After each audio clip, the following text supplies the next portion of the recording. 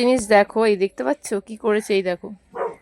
আর এই যে সেই ভুট্টা কি করেছে, এইটা ওর একটা মলম, মানে ওর একটা অ্যালার্জি টাইপের, মানে ছুলি টাইপের যাকে বলে অ্যালার্জি টাইপের বেরিয়েছে, ডাক্তার তার জন্য দিয়েছে।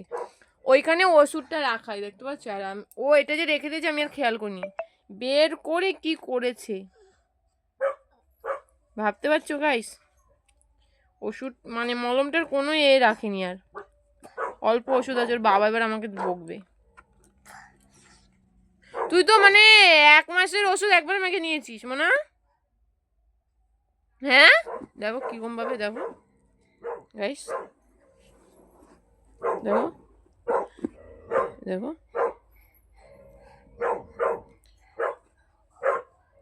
ওষুধটার দাম আছে 265 টাকা, তোমরা দেখো। আর সেখানে ও এইটুকু, এই ওষুধটাকে পুরো একদিনে শেষ। কি করেছিস এটা তুই?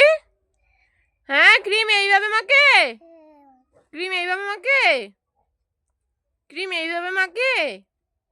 হ্যাঁ